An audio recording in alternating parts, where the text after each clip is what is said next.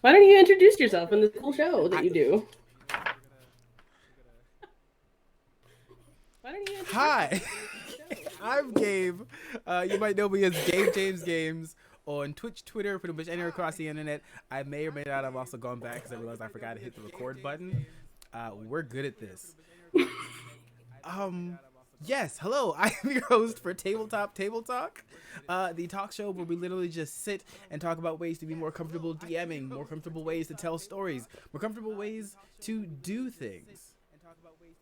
Is my Twitch screen up muted? Oh no, it wasn't. You could hear double game. This is Hi, who mine is, so I didn't hear it. Sorry. I'm Gabe. Um, Total professional. I So professional. I'm not going to say that again because then it would be a lie. But thank you for joining us today. Today I have with me. Which direction do I look? It's this one. Bunny. Uh, Hi.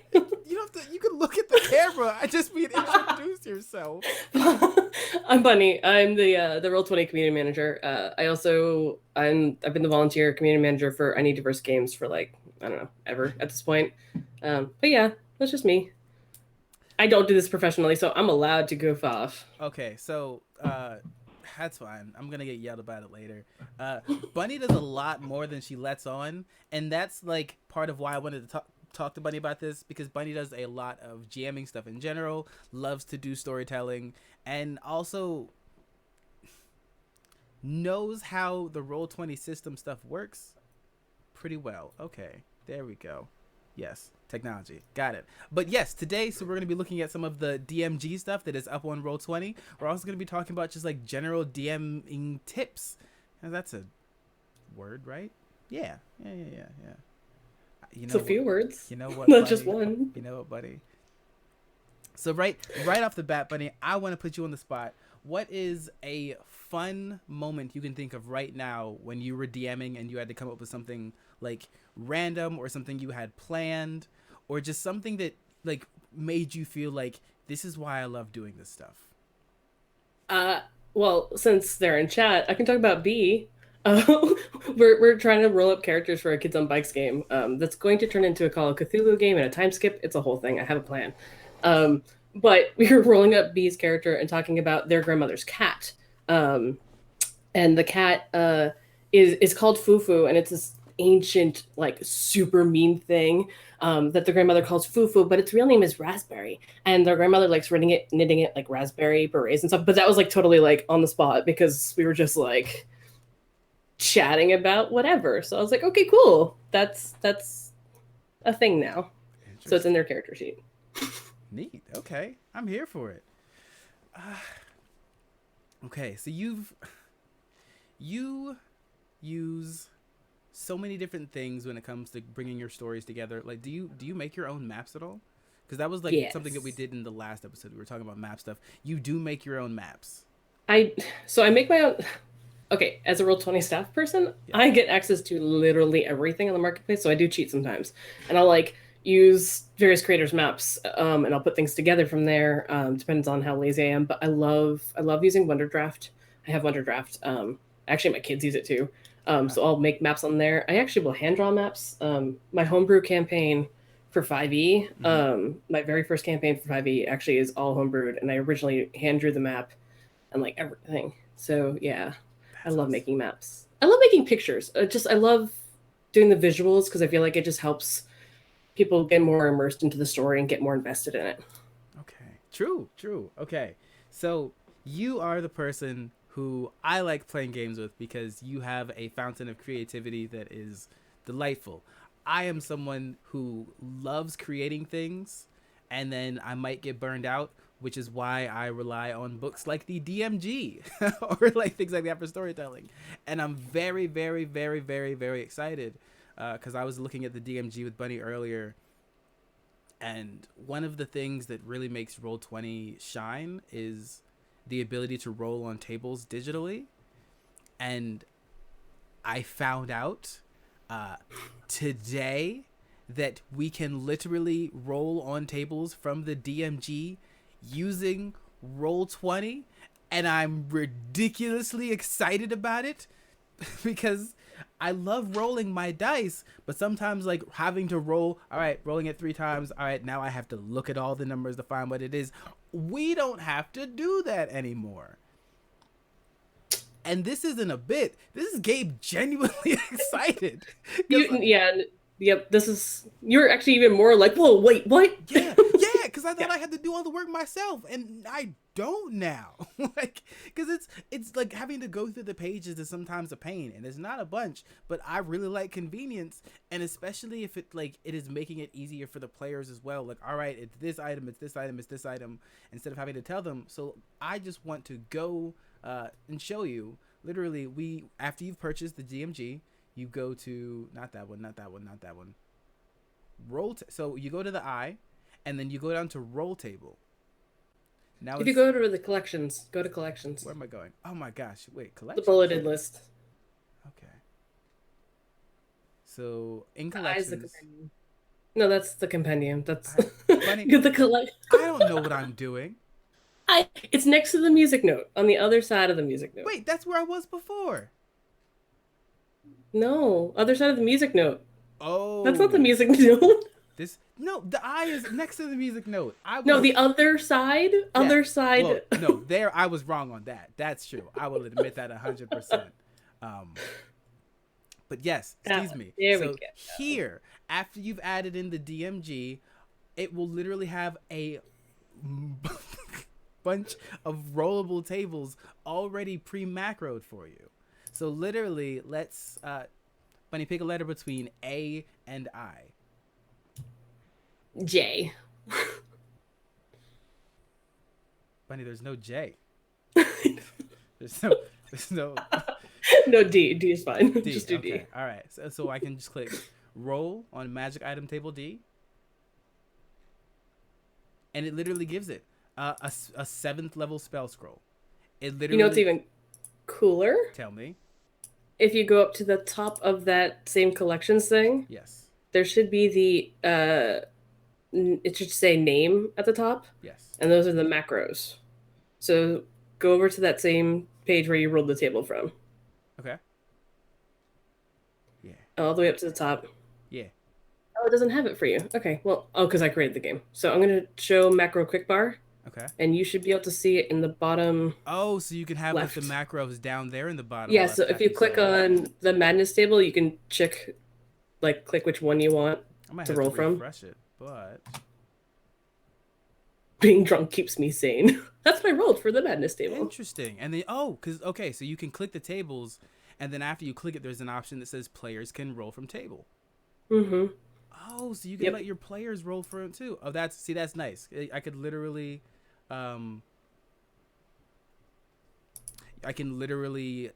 just let the players be like, okay, you know what?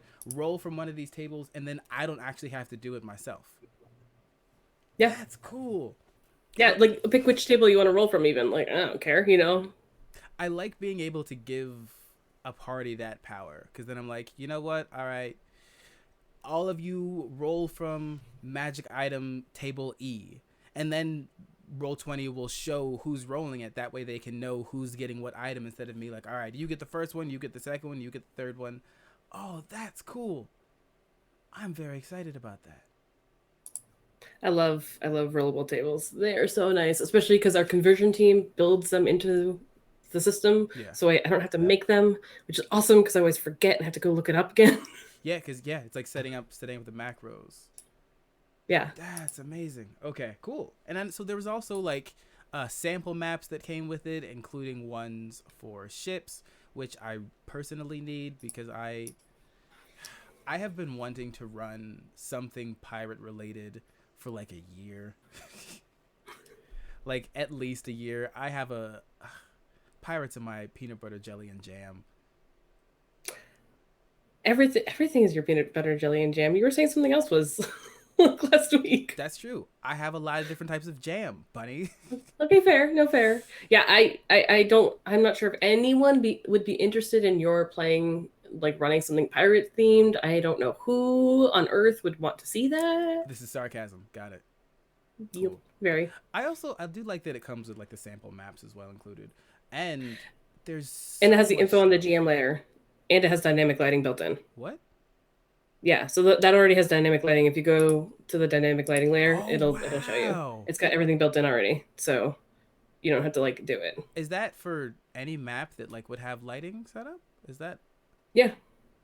Oh my gosh, they do. They all do. Mm-hmm. And they got the secret doors on the GM layer and stuff, and yep, all in there. That's really neat. Oh, I didn't even consider that. Yeah. Yeah, our conversion team goes through and does all of this stuff. They like put in everything that's like in the books. They'll make it like set it all up. Oh, that map is so pretty. Look at all the details. Yeah. So okay, so that's another thing that I've really liked about whenever like the Compodium stuff ends up on Roll20, because the episode from Roll20Con that I did with Dave and I did with the two other staff members, learning how to actually set up dynamic lighting, that was way easier than I thought. But I'm really happy when things come with it set up already. Like that just makes my soul happy. Yeah. Yeah, I always have a line I do like when I do dynamic lighting on maps. I'll like always mess up at least one line and not notice, and then be like, "Why is there like this?" Oh, because I screwed up. I Yes. Yeah. mean, you can fix it easy enough, but Okay. Oh, that's cool.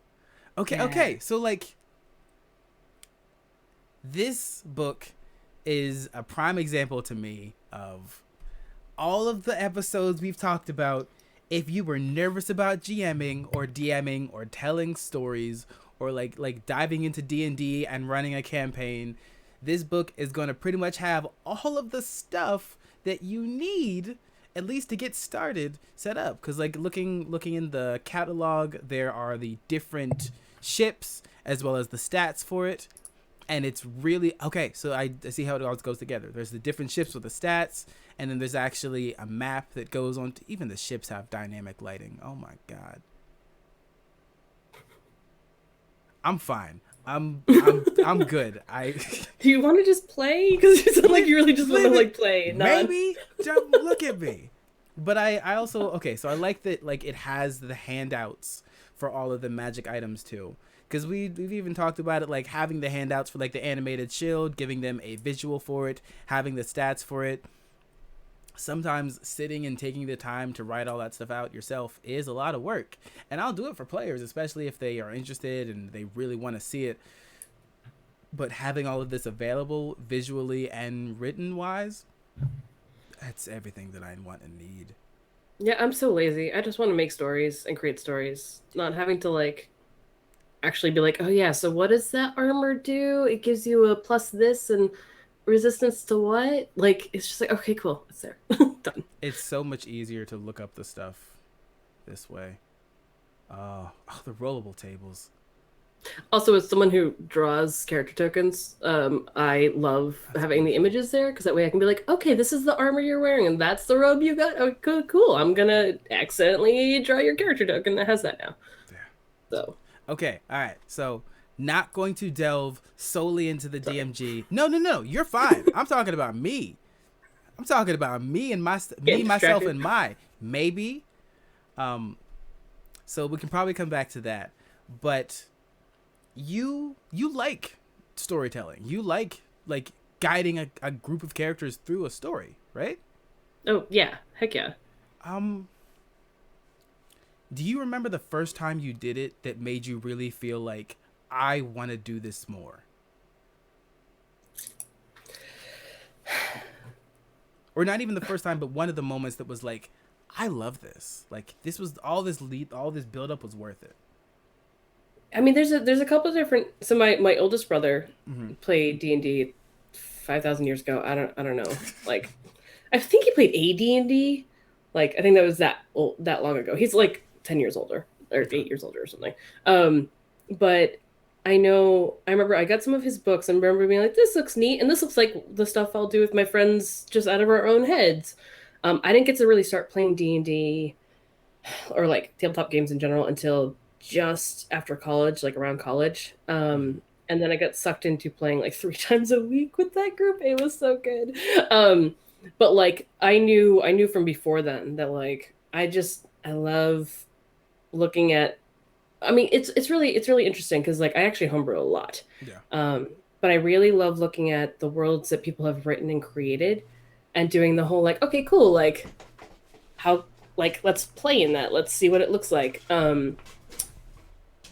But the group I hung out with, we did so much homebrew and so many like original stories and original like lands and stuff. It's one of those things that's baked into like my tabletop DNA now of like, cool, I'll look at a homebrew module and then I gotta rework it to make it be what I want it to be. That makes sense. That's what So I did yeah, with I don't, Ghost of Saltmarsh. yeah. Yeah, I mean even the kids on bikes, like I'm using the one of the modules on Roll20 to like start us off. Mm. Like I've changed things in it and like details and whatever. And depending on where the players go, other things are gonna change. Yeah. But it's one of those things where I'm like, I can't take like a store-bought adventure and just go from the adventure. And it's so cool that people can. But I don't know, it's one of those things. I love storytelling and I love watching humans are storytellers, Yeah. right? So like I love watching a group of humans interact with an environment and change it So and you like and you're the change person themselves you're the and person have that it like go. when you get something like a handbook for whatever system, it's like you less want the narrative that they have for this world and more like the pieces that you can add to your own world. Yeah, yeah, Yep, I get I, that. I guess so. And there's nothing wrong with that. I Yeah. get it. I don't I don't think I myself have ever actually run a campaign from a book. I've run like variations, I've used ideas, but I've never actually like been the person to run through a campaign. The first campaign that I've actually ever played through from an official module was the Lost Mine of Fandelver on Monday, and then like now Rime of the Frost Maiden, and like not even just like as a D&D sense. That's the first campaign I've ever played through for a module ever. Everything else has been like homebrew beyond that point, just because it's a lot of people like to tell their own stories, and there's nothing wrong with that either. Um, but it's all I like actually seeing like the mix of the two. Yeah, yeah. I mean, I the one module I've been able to stick sort of closer to the storyline has been Tales of the Old Margareve from I don't Kobold know what that Press. is. It's so, oh, their stuff is so shiny. I love that because like it's basically a huge, gigantic, ancient forest that is more or less sentient and kind of has random magic stuff happening in it. Okay. Like some is evil, some is good. So like, but it's neat because like they have guidelines in it and stuff, but it's a little bit more freeform, which is probably why I'm able to be like, okay, cool, this stuff happens. Also, it has a little bit more dynamicness to it. Like, last week you were talking about how, oh, you go do this one quest while this other quest is still happening without the adventurers there. Yeah. Like, so that, like, I think what was it, bandits and the lost ring and stuff. So it's one of those things of like, yeah, the bandits are still like out there doing their thing while you're dealing with the troll. So Yeah. like, whatever happens from that.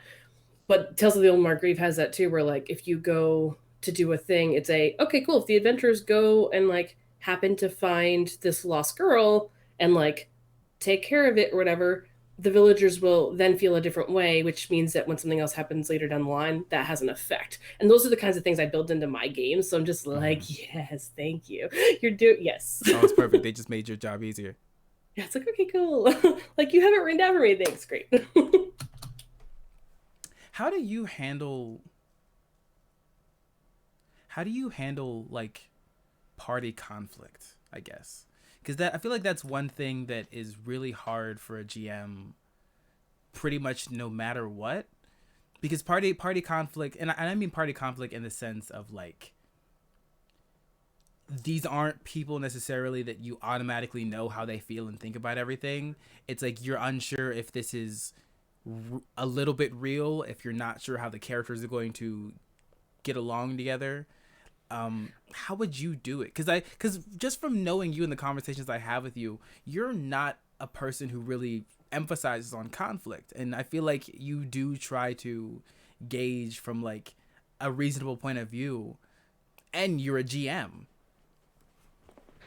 I mean, that's one reason why. I mean, I actually push really hard for safety tools to be included in like a lot of conversations. I'm actually like I'm one of the people that's like, cool, we're gonna make sure that streamers are talking about safety tools and that we're showing off session zeros. Like I'm one of those. Mm-hmm. Because especially if like if you go on Roll20 and you do LFG and you don't know who you're playing with, it's one of those things where like you need to have that basic ground rules and that guidelines of how to communicate. Yeah. Because that's things if you know how you've agreed to communicate, like if there's an issue that comes up and you're kind of like, this feels weird. Okay, cool. You should know how to say, hey, this feels weird. Like whether it's, Yes. Yeah. a yellow card or like an aside to whoever, or you should already know how to do that. Um, so it's one of those things where like if you haven't done that, honestly, it's never too late either. Like if you have a group, even if it's a group of friends that you've had for a while, like it's not a bad idea to check in and be like, okay, cool. Like just never mind. That's also there's so much shit going on right now. Like, ugh, God, this year is taking 5,000 decades. Um, Yeah. but like it's not a bad idea to check in and be like, hey, look, like we may not all be caught up on each other's lives. Like maybe this person's having a really hard time. I have to deal with remote kindergarten. Like it's one of those Yeah. things where like you don't know, even with your closest friends, you don't necessarily know what's going on. So like if you haven't had those check-ins, totally. Like do like okay, cool. Make sure everyone's on the same page. Even if you're worried about conflict, if you kind of have felt tension, that's all the more reason to be like, okay, like let's have this talk now and let's talk about, okay, where do you think your characters now? Where do you want them to be? Um, that on top of if you've already laid that groundwork, that gives you an idea of where everyone's heads are at. Because that way, in case someone's like, yeah, I really want a hack and slash campaign now. Everyone was on board for like something super fluffy before, but now we want to do like this person really wants to do intrigue and spy stuff and like assassinations, and this person's like, no, I just want to I want to go to war. Like you need to make sure everyone's still on the same page because you're Yeah. telling a story together. So if everyone's not having fun together, it's okay if the group changes or has to break up or if people come in and out like at the times that make sense, but you need to have those conversations or yeah, it'll just get ugly and awkward and gross. I feel like I like there's sometimes when I like that campaigns have like a season 1, season 2, season 3 thing, and like not even just from a stream point of view, because I feel like after you go through season 1, it makes it easy to, or at least easier to have that new session 0. It doesn't have to feel like this is episode 9, this is the second season, and you're now going back into the first episode and having that conversation. And safety tools are safety tools are talked about so often, and I realize there's not much actual conversation of like when you're the GM, you also can use any of these safety tools. Like you are also allowed to X card, red card things that your party does. You don't have to be someone who is just navigating the story for the ways that they want to do, because your comfort is also just as important. Yeah. I mean, again, you're playing a game together. You should Yeah. all be having fun. Yeah. Like it's a thing. Yeah. That's But that's a great point. It's I I would like to see more communication with party and GM about what the GM wants to do. Because I feel like the GM, like even the facilitator, the storyteller, they're 9 times out of 10 asking the party what they want to see next. And the party isn't necessarily saying, hey, so like all right, we've got these ideas, we've got the stuff now, like out of character, like where do you want us to kind of lead? Do you want us to like lead more into something combat related? Do you want us to like lean to something kind of downtime and let you build up the world? And I don't think I've ever had a circumstance where a party has ever asked me what I wanted to do next for a story. And I realized like that's probably not an uncommon thing either. I mean, honestly, the first time I ever saw it publicly was in Lost Mine when Dave had something prepared and the had mentioned it and everyone was like, yeah, let's do it, let's do what you have prepared. Like, yeah, we had talked about going this other way, but if you have something all set, like let's do it, because they wanted them to have fun too. But yeah, like that's definitely one of the very rare times I've seen it publicly. Yeah. I know I mean, I'm not shy, so for me, if I'm like, right, cool, I'm really in the mood for something chill, or I want to do something like super crunchy today, like let's do lots of math. So like let's, like I will say up front, from the beginning of like I would like you to beat up things if possible. Yeah. I will also try to hit you, but I'm kind of hoping I won't. Yes. Um, well, and then it's like, oops, I crit. I mean, that felt really good, but also really bad. I'm sorry. Yeah. Yeah, because it's But that communication of like you can tell your party things, you can tell the people that you're playing with things, and it doesn't necessarily mean it's going to bleed into the character's knowledge. It can be like, hey, if when you go in this room, a couple wild things are probably going to happen, and some of them will probably end in combat. And like that can be enough, but then like they go in there prepared, and they'll go in there to give me that moment of like, all right, Gabe, we're walking into this room, let's see what happens next. And then I can actually like use those notes, because I love seeing what my party does to surprise me. And there's also things that like it's like having a exciting thing that you want to share with someone, but then you never actually get to share it with. And that's okay, but sometimes I'm like, I spent 30 hours on this cake thing that I wanted you to eat, and I'm not saying you have to eat it, but I want to give it to you. And they're like, you know what, actually we're actually going to come visit tomorrow just cuz it's we raining. might go out for pizza. Yeah. Like, It's like, oh, but I I made a cake. yeah, pizza's great, I guess. Yeah, we'll probably get some. Actually, there's a cake place next to the pizza place. That's cool. Like sometimes I just want to give you the cake, and I don't. I want it to be a surprise, but then also it's not always worth it being a surprise. If I can be like, hey, I have this really cool thing at this place that I want to share with all of you, I would like you to go there. That's kind of how, well, that's when it ties back into like when you're writing like a novel of a, have you laid the groundwork of like a, okay, cool, here are your threads to this thing Mm-hmm. that's about this. And it's really interesting. Like the homebrew campaign I have is like ridiculous. Yeah. But there's so many different threads of so many different things happening. But I love seeing which things they're picking up on more and not, because it's one of those things like I love doing the like I will hint at things and like you will pick up and interpret whatever you pick up and interpret. But it's almost like writing a novel in that way for me, where like Yeah. you're looking at the threads that lead to like the conflict at the end or the plot line or whatever. I don't know. I just really love that. I will also say back on the finding out where the characters are at and where the players' heads are at for their characters. Yes. That's actually one thing I love about Burn Bright.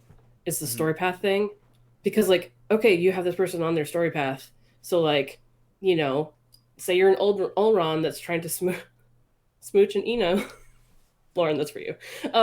Like you have your story path for that. So like the GM knows what your priority is. Mm-hmm. And then like when you switch, like you check in to kind of be like, okay, cool, what story points have you hit? So it's one of the super easy tools of like figuring out where everyone's at. And it's one of those things that I'm like, oh, that's right. You could so easily do that. Like that is something you should be doing in other campaigns and other systems of like checking in to be like, cool, everyone's characters are, and yeah, if your directive or your motive has changed, awesome. But like making sure the GM's on board with that makes it so much easier. Yeah. Give them small term and long term goals, or Or at like have least them give know you. what they are.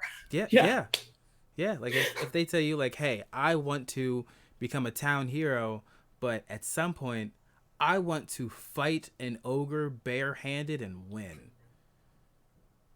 And sometimes your players will be like, I just want to have fun. Like I have a brand new person to tabletop games and she was like, I want to have fun. And I was like, cool. And now she's like super invested in finding out what happened to her brother's mother because he's not actually her brother. Oh, So interesting. like, yeah, that's a whole thing. But it's just, I don't know, it's really fun. So if you could give a tip to someone who's okay, so we're gonna have a role play moment. Oh god. I Sorry. Yes. No, you're Mm-hmm. not. No, I'm you're listening. not. Hi Shinobi. If I was a person who wanted to run a game, and I'm like terrified, I'm like I've watched all these people do it. I have seen all this world building people do. I like know I can use this stuff online, but I don't know how to feel like I'm telling a good story. What are some pieces of advice that you would give me? Listen, you will know. So the other thing that I feel like a lot of people, a lot of GMs are like, I am telling a story, and it's like, no, no, no, no, no. You're laying groundwork for a story. Mm-hmm. Like this is it is collaboration. Your players are telling the story, and it's one of those things of a you basically you have to like lay out the tiles in front of them as they're walking down the path. Like Oh, yeah. it's one of those things where you don't have to super plan out. You can like basically however your brain works. If you're like I need to have it planned and organized, that's actually one thing. Like with Roll20 with the modules in, it's great for newer GMs who are more like that Mm-hmm. because you have the like this is the adventure, this is the first part, this is the second part, this will happen when and like it's great because it's all laid out. And then but then for people who are a little bit more freeform, it's like okay, like you can use that as a base if you want. But you can also just use that as inspiration, Mm-hmm. or not use it at all, like whatever you want. Yeah. But yeah, it's one of those things where if you're afraid you're not telling a good story, ask, listen to how your players interact with each other and interact with your NPCs and the world you're building and listen. I mean, like that's the biggest thing in communication generally is are you actively listening? Are you actually True. listening? Yeah. So I'm also a community manager, so like honestly, I'm just gonna say listening for a lot of things anyway. That's probably a response that might not have been someone else's first response. Because there's I don't think there's a right answer to that question, but I asked you because I wanted to know what your first reaction would be, and that makes total sense. It's that communication. Sometimes literally just listening, that communication being like, "Hey, I have doubts. Is this all what you wanted it to be?" And then listening to their response, it either tells me A, this is where they wanted to lean, or B, they wanted something more of this. And if they wanted something more of like something else, then we can have that conversation. And it might not be that like they're not having a good time, but this other thing might be a better time for them. And Yeah. that's what makes Yeah. it fun. My first campaign for 5e, I was like, cool, this is my first time GMing 5e or playing it, so we're gonna just wing it and see how it goes. Oh, so you're for like because you played D&D before, where your first time in 5e was DMing it as Yeah. well as Yeah. how did Yeah. that go? I mean, that's been my homebrew. We haven't been able to play that game because, pandemic and Yeah. scheduling is a nightmare. When it's funny because, like, for other people, I'm like, yay, Roll20 makes it easier for you to play. And I'm like, that's great. That's my job. So, like, it's actually not that easier for me to schedule. Yeah. Because, I work different hours. So, Yep. uh, yeah, no, yeah, that was my first time. And one of my friends actually bought me the full kit, so the DMG and the player's handbook Mm-hmm. and monster manual. Like bought it for me, Oh, which was very sweet because I'd been borrowing somebody else's. funny. So yeah, but yeah, it was definitely an experience. I mean, you learn by doing, right? That's true. So yeah. Interesting. Okay, so I would like you to do a exercise with me. Oh jeez. All right. Um, what do you mean? Oh, geez, Nothing. I did not say a word. I think you're hearing things. That's cool. that's possible. Okay, so I'm gonna pick a letter between A and I. You're gonna pick a letter between A and I would like the chat to pick a letter between A and I, and then we're gonna do a creation exercise. And you want everyone to actually choose like agree on one? That's what you're trying to do? Yeah. Well, I'm just gonna pick whatever there is the most of. I think Lauren cheated. Okay, That's a lot of it's B's. that is one B from Lauren. We're not counting all of those. Uh, Bunny, you have to pick a letter. Oh, do you want me to actually just tell you? Yeah, sure. All right, cool. Let's go with H. H. Okay. Okay. Oh, there's ties. Yeah, There's there three ties is. now Good. in chat. Good. I want chaos. You would. Yes, I would. I You know just who I are. am. I agree. A good GM can in fact adapt and improvise instead of because yeah, sometimes the route that you're following is not the route that even you want to go. Well, and Shinobi, I agree too, because honestly, for me, improvisation is listening. Like, it's a going with the flow of where your players are going, and going with the, ooh, this would be fun, and this is like, let's go in that direction. Yeah. Even if it's your idea of like, ooh, this would be fun, because they sparked like some sort of idea in you. But I love improvising a lot. Okay. It also means You know what? Because there was the tie of the three. It was B, D, and G. I'm gonna use those for something. Let me live my life. I'm chaos. So I do you like creating NPCs? Yes. Okay. So we're going to have a moment to create an NPC. And anyone else listening, watching, whatever as well, just because I'm curious to see what you come up with. So we're going to do it 2 times. The first time, I'm going to roll on table B, table D, and table G to see what magic items this character has. And then I want to see what people decide. So the first magic, I'm going to just click all 3.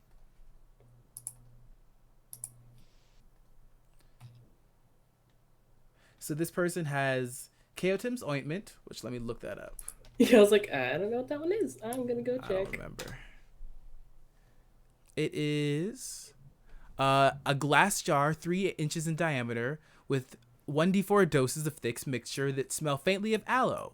A creature can receive 2d8 plus 2 hit points, cease to be poisoned, and is cured of any disease. So it's a genuine magical ointment. So this character has a magical ointment, a potion of supreme healing, and a +2 weapon.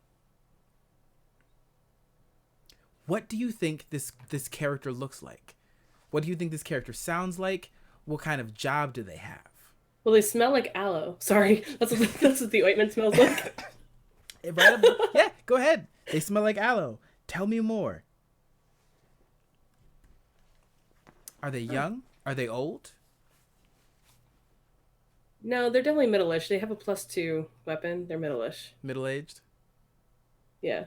I don't know. I'm very bad at ages. That's Like, fine. it's like 0 to like 10, and then 10 to like 20, and then 20 to 60, and then 60 above, I guess. I don't know.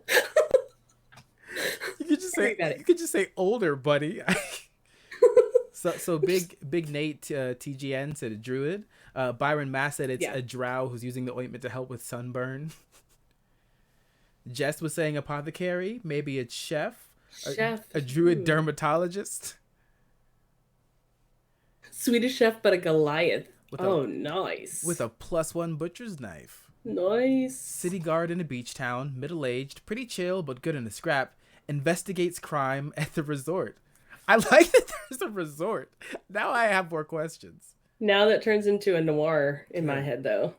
Yeah. Desert druid from like an area Ooh. known for mesas of red stone, male bald, but with a braided beard. Desert druid, and like patches where they had been sunburnt. Ranger apothecary. I feel like we don't get very many like rangers that are based in like flora and nature and healing. Like it's always the hunters or the trackers, but give me a ranger whose job is to scout out the plants, bring it back. They can talk to the animals to help find it. Like I love that.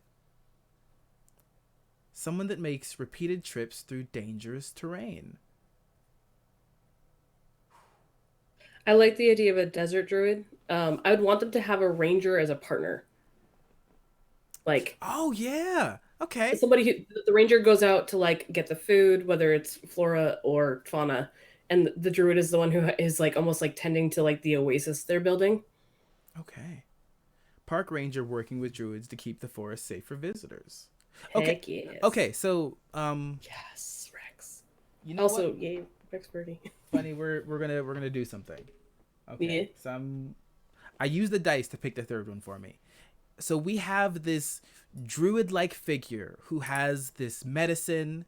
They have the +2 weapon, and they are traveling to and from places. And we have all these different ideas and descriptions, but there's something involved with plants, right? And you mentioned like having a companion. So let's create a companion. And I also want you to come up with any ideas that you can think of for this, any creativity that you have, you are just as involved in this. But I'm throwing Bunny under the bus to help me figure this out because it's fun to me. That sounds about right for our relationship. Yep. Yes. Yes, it is. Thank you. I'm glad you know. All right. And let me See, go. I would want the Beastmaster Paladin to be a desert bear. Oh, we talked about a Beastmaster Paladin in another episode. There's so many things that have been talked about in episodes that literally we could make a tabletop like booklet like of the chaos that has been. One of these days. How do we get here? All right. So, Bunny, what was the letter that you picked? H. Okay. So I'm going to roll the H table. I'm going to pick the G table because that's my name. And I rolled a dice and it gave me F. So we're going to do F, G, and H. So we're going to figure out who the companion of this original person is. Oh, adamantium armor? So okay. We have adamantium armor. They have an instrument of the bards, a lyre, and a rod of security. I'm gonna use I'm using the journal Compodium to be like to tell me what that does. Well, all the pictures are in the journal too. What? Really? Oh. Rod of security. Rod, very rare. I've never even heard of this. What the hell is that? While holding this rod, you can use an action to activate it. The rod instantly transports you and up to 199 other willing creatures you can see to a paradise that exists in an extraplanar space. You choose the form the paradise takes. It could be a tranquil garden, lovely glade, cheery tavern, immense palace, tropical island. This is perfect for the ranger. Paradise contains enough water and food to sustain its visitors. Everything can be interacted with it. For each hour spent in the paradise, a visitor regains hit points as if it had spent one hit die. Visitors can remain in the paradise for 200 days. 200 days. Then after... Divide by the number of creatures present. Okay. When the time runs out, you can use an action to end it all. All visitors reappear in the location they occupied. The rod can't be used for 10 days until that is passed. I've never heard of that. That's amazing. Yeah. Yes, please. Can I have one? I never. Okay, so. Wow. Yeah. Chat is going off. You gave what to a player of yours, Blick? Why? So someone said a trio, a desert druid, a ranger, and a beastmaster paladin with a desert bear companion. Yeah, Real Mike is the reason why I was like, but a Beastmaster Paladin who is a bear would just be awesome. Sounded like an amazing remake of Yogi Bear. Yes. Go JG, a big desert lizard companion that can run across the sands and cacti, avoiding spikes. Park Ranger has a tabaxi that goes along with them, documenting what they find in song. Merchant, adventure, and companion and searching out. The older desert druid. The companion is his daughter, a well-versed bard, and they're on a pilgrimage to the final resting place of their mother's spirit. A pile of stacked stones, carefully balanced, it marks the place to use the rod, where they can visit the mother's personalized afterlife. Oh, that hits! That's amazing! So Byron Mask said, interesting, is this an extraplanar adventurer who the druid has freed from a trap? They're essentially a ranger, but they explore adjacent planes rather than adjacent locations. Yeah. Oh, that'd be so fun. The bouncer for a club, but it's literally just an empty archway with nothing behind it, and he lets people into the club when he activates the rod. They did say it could look like whatever you want. That's amazing.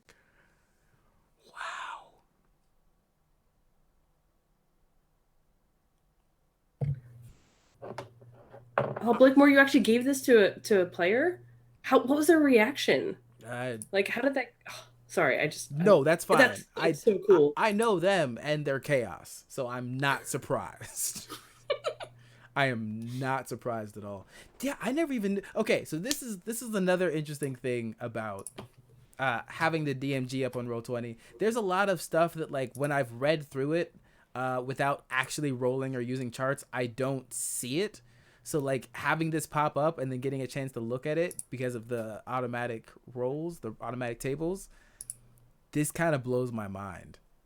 What an interesting item. And they have adamantium armor and a lyre and this rod of security. So cool. I like this person a lot. Yeah. And so like if okay, so this is something that just doing this once, I would say when you have assets like this, when you have these resources, if you're trying to figure out what a character is like, do this. Do this kind of thing. Sitting here, we were figuring, oh, what? Oh, that looks cool. That's the lyre. It does specific things. It's a magic item. I totally interrupted. Sorry. No, you're fine. It's just cool. The following table lists the spells common to all instruments. Creature attempts to play the instrument without being attuned. It must succeed a DC 15 wisdom saving throw or take 2d4 psychic damage.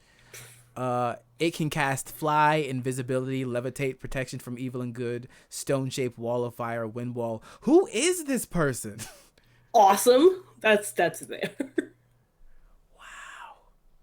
Yeah, this is amazing as just a resource for figuring out who you want your NPCs to be, because we didn't know anything about them, but we were like, you know what, let's pick 3 magic items. You could pick 1, you could pick 5 and just grab a couple of them and build who you want them to be. But we literally picked 3 magic items twice, and we have this entire idea for who a druid or a nature folk kind of person would be, and then a second potential companion for them that has a magical lyre that is full of spells, adamantine armor, and a rod that can teleport 200 people to a magical paradise For a day. Yeah. Or 10 people there for 100 days. Is it 100? No. 50. No? Bunny, you know what? Take over. Your math is working, mine is not. How about we not do math? All right. This is one of these real funny. It could take one person there for 200 days. There you go. And it'd be like, 20 days, but 10 for 20 days. Thank you, Micah. Yeah. I appreciate you. I was just gonna let you flounder. I mean, I did just let you flounder. Yeah, this is why I roll things. This is exactly why I roll things. Like this is why I love digital systems. I spend so much time doing math normally in my everyday life that like the worst part is my brain will sometimes be like, all right, we're playing games. Bet no more math. Or it's like I have to trick myself into math. It's like, how much ammo do I have? And like that's easy because my brain's like, it's fun. But when my brain's like, no, Gabe, this is something you actually have to think about. It's like, we're going. No. Actually, Sphinx, I like that because I love the idea of this ranger, bard, whoever companion being with the druid, because the druid has no idea. The druid's like, cool, I've been in the desert. Yeah. Doing my stuff. Traveling with a legendary folk hero. Cool. I never heard of you. You never heard of me? Yes, you're my best friend forever now. Done. So, I'm going to say it wrong. Calfesta, a bard that wasn't happy enough with their magnificent mansion, sought out a rod of security so they could throw a bigger party. And like, I do like that it has the function of they can't use it for 10 days afterwards. So like there is a reasonable cooldown to it, but they could literally, like, the amount of time they could spend in there is ridiculous. Yeah. But it's like a nice thing to. But also imagine that they go and they deal with, some like slimes that have gotten overgrown and mutated and are taking over, a local oasis. They go and deal with that and they're really injured, so they go into the rod of security to like heal. Yeah. But time passes and maybe they didn't actually get the full creature, like the reason behind the mutation. So when they come back and say 10 days because they're like, we just need a break, then all of a sudden maybe things are so much worse because they've been gone. Oh, yeah. Because it doesn't say time stops. Yeah, time just passes. It's just, you could stay in there. God, I gotta be honest. I love that club idea. Uh, like, That's so funny. I love that so much because it's a club that just pops up every 10 days. It's like a oh my God, what's the word for those what places where like they pop up and like do drinks or food or something? The Are they called pop-ups? Yeah, but there's a word for it. I'm not hip. I don't know. Um, okay, it might just be a pop up. Shut up, buddy. Shut up. I knew there was a Rick and Morty one, and it was called the Wubba Lubba Dub Pub. So I just looked it up. They just called it a pop up, and I'm like, okay, you're right. I'm sad that you're trusting Rick and Morty over me, not gonna lie. Well, no, I was trusting the internet's articles over you. That's not better. Even worse. Wow. Yeah. Wow. Hey, sometimes you just say things that make too much sense. The rod of security could save the pair's lives when they run out of resources at the oasis. That's true. Actually, let me read the rod of security.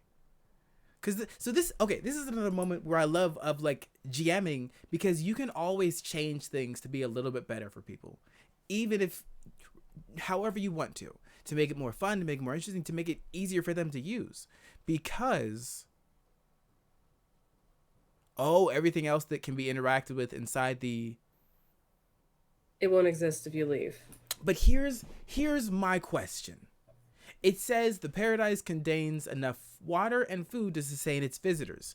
Everything else that can be interacted with inside the extraplanar space can only exist there. It says everything else. Which means you could take lunch to go. Yeah. So maybe the reason they go in there is to get water, because there's no other way that they could survive. So they fill their water skins.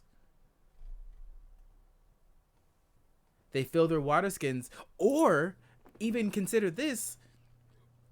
Those 200 people are 200 people who agreed to go in and get food and bring it out to share with people.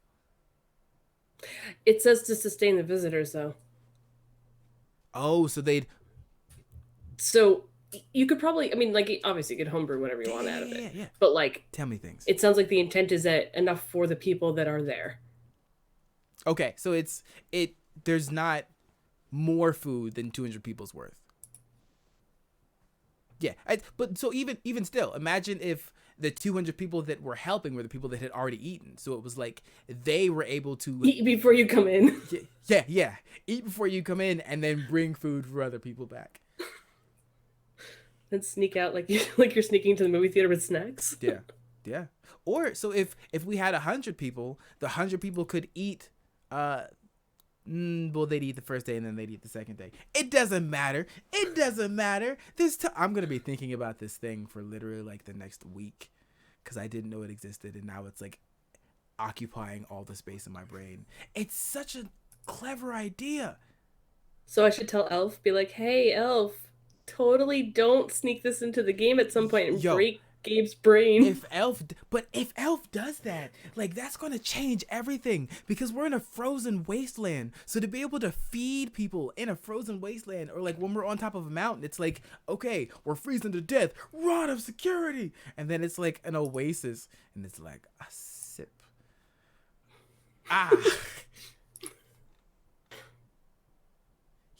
Yeah, so Micah, there's enough to sustain visitors. They can still bring the water out to help sustain or grow the oasis. And so how does it actually open up? So the rod instantly teleports you. So it's not even like a gate thing you walk through. It's just you go in and then you would come out. That's neat. Also, it doesn't say how big it is. It just says whatever you imagine.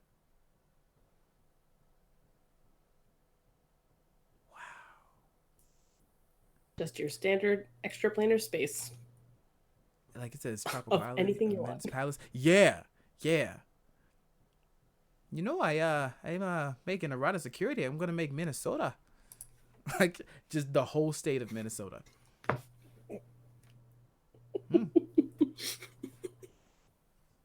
I also like that you creatures don't age while in there, even though time passes normally. So like if this person's had the rod of security for a while, they could be like so much older than they appear.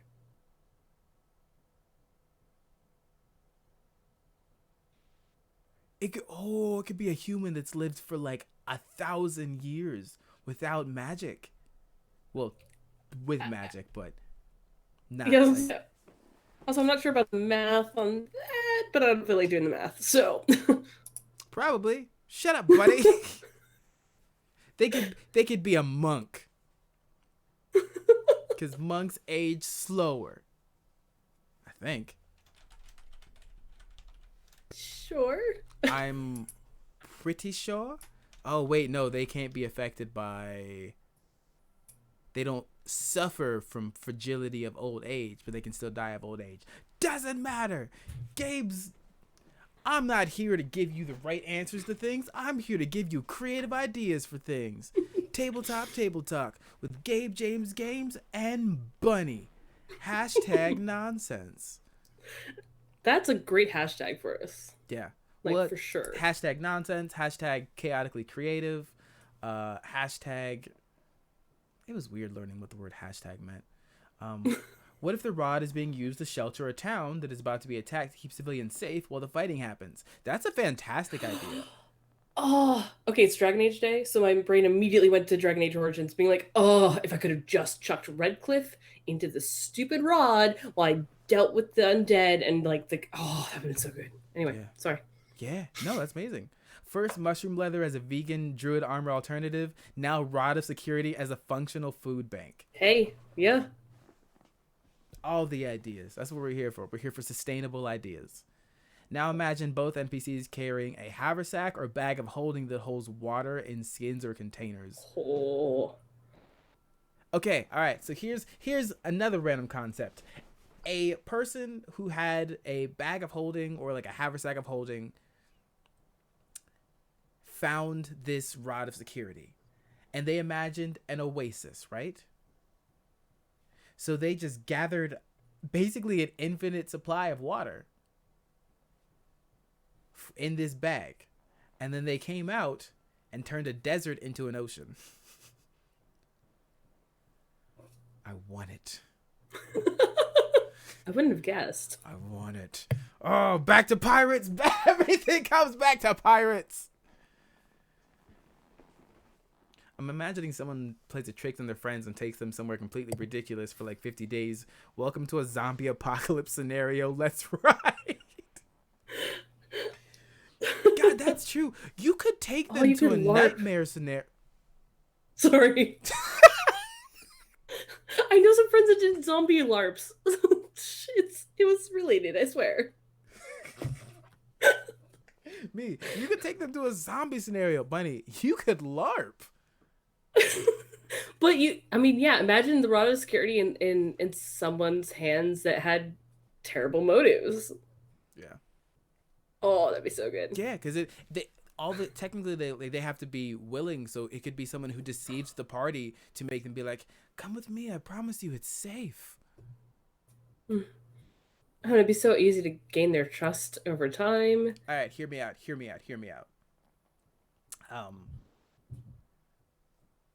A vampire from Curse of Strahd that survived the end of like everything happening, and the group of adventurers that had taken out Strahd, they found them and asked them if they would follow them to an extra dimension where something horrible was happening, and they literally just recreated Barovia inside of this alternate dimension to get back at them for killing Strahd. Oh, you need to tell Elf that one. No, I don't. Yes. Okay, I will. No. She'd love it. Yes. Yes, but she's my DM right now.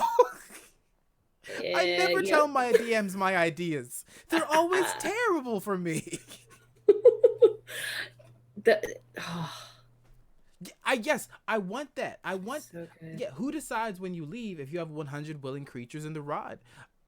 That's true. Does it? Let's see. Is it attuned? Rod very rare. No, it's not attuned. When the time runs out, or you use an action to end it. So whoever holds the rod, they would have to find the rod to get out. Oh, oh, this would be so fun to do. Oh, come on. You know you want to set it up where like the big bad gets everyone in the rod, and then the players have to somehow find them again to get out. So there's nothing in this that, and this is very unreasonable, but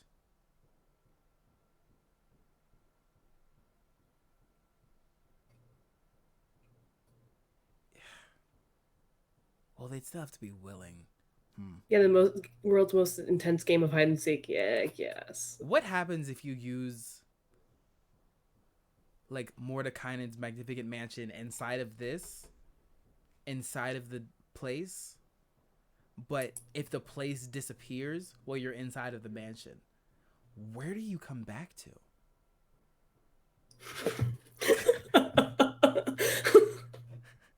Like, because the dimension doesn't exist anymore. What if it like pops you into like the ethereal plane or something? I mean, the ethereal plane's always nice, right? No, no, it's not. Psh. It's a Barovia inside a Barovia, like one of those Russian dolls. Be Ravenloft all the way down. Dice Ogre, yes. Especially if somebody else has a rod of security. Yeah, yeah. Sorry. The world's most intense game of hide and seek. So you could Pandora's box them inside an entire town as long as you trick them into going. Yes. Oh gosh, it could be really. It could. We were thinking of only good things. It could be horrible in here.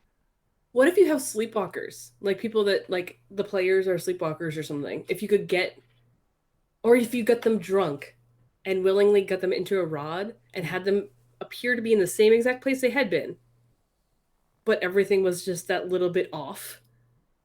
Like that would be that would work so well for the like a zombie one or whatever. Like just turn it into a huge horror thing, and they'd be so confused because they would have no idea they were not in a real like material plane. Yeah, because it talks about a paradise. A paradise for the villain could be anything. It could literally recreate an apocalypse looking city with all of the like people from their past that were like their arch nemesis or enemies or something. BBEG associate convinces the party to come to paradise. Meanwhile, during those 40 days, the big bad takes over the world, executes a plan in the material plane. So many good uses. Yeah. Mm-hmm. Oh my god, they just lure them in like, I have this thing to show you. It's a reward for all the good that you've done. Meanwhile, it's assured them that they're out of the way.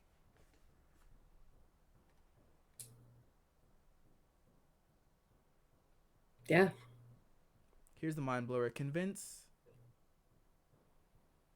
the PCs they need to follow you. Use the rod of security to take them to Barovia, then teleport away. So okay, here's the interesting thing.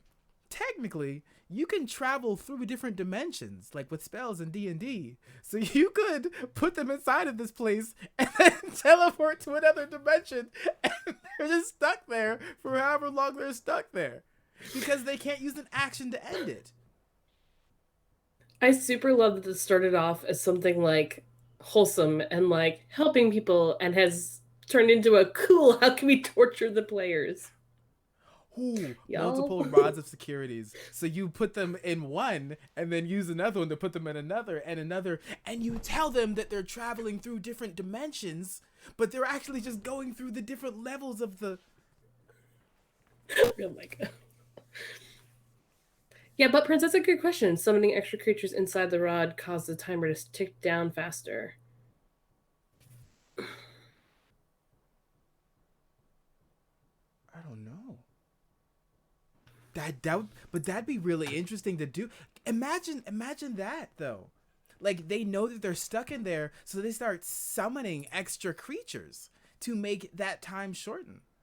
Oh, that'd be such Or like we have like 5 days left, so they like each summon 5 creatures.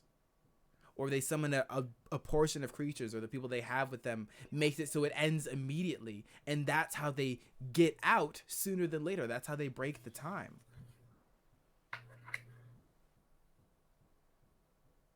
This is now a Rod of Security stream and not Yes. GM resources. Yeah, yeah. That's what, that's what is perfect though. Like this stuff, talking about it.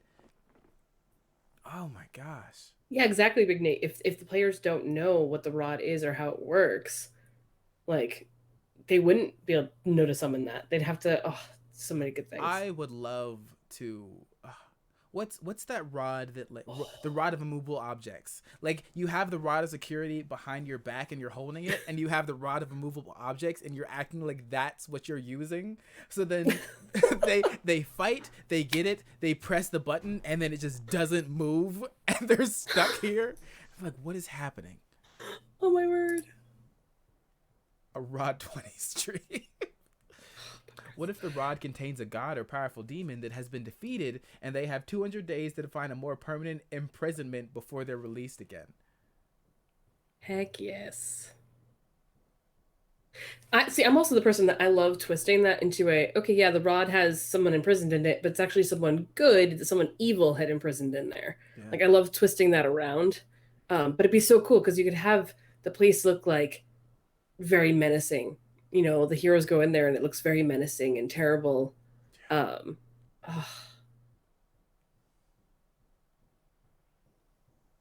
Yeah. Oh my word. Okay.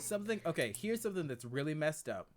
It's really messed up, but I would, as long as there was consent from the group, I would love to see it. You have the rod of security, and you take the 3 party members away. Like you put 3 party members inside of this rod of security, right? So maybe one of the associates of the big bad has lured them, and as long as like the party was fine with it, the big bad or the associate used modify memory to make them believe this has been their home the entire time. This is a whole life that they had been living, and giving them all of these memories of this place. Like, this is where they were born. That next door neighbor is Sharon, and they've known Sharon for 20 years. And then, like, I would be very interested to see how that goes, or even if that was the way that a campaign started. The campaign started that they all had been living inside of this rod of security, and they thought that it had been 40 years, but in real time, it actually been like 5 days inside of the rod. The campaign starts the day that the time limit goes out, and all of a sudden they're back. Yeah. In the material plane. Yeah. So and their memories were changed to believe that had been the reality for years and years and years. That's reminding me of the first JRPG I think I've ever played, actually. Oh, that'd be interesting. Yeah, that's a classic Fate trip. Boxes with extra dimensional traps, spaces to trap creatures, some Irish folklore. God, and especially if you like had been able to layer them in different dimensions, so they come into the first. Oh God, if they come into like the second layer of the rod and then the third final layer of the rod, and they get out of the third final layer, they're never gonna trust if this is the real world or not. Yeah.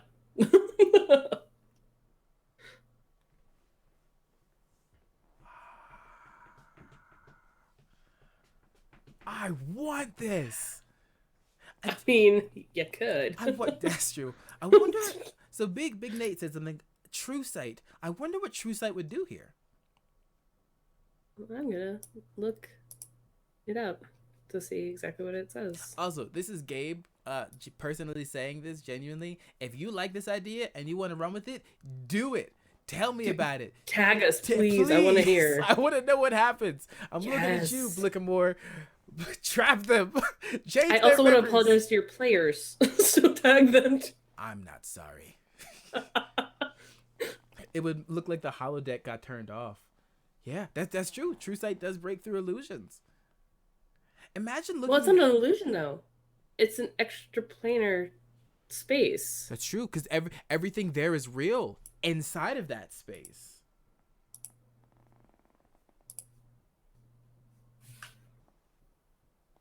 And this is the beauty of it. Like, no two of these campaigns or sessions would have to be the same.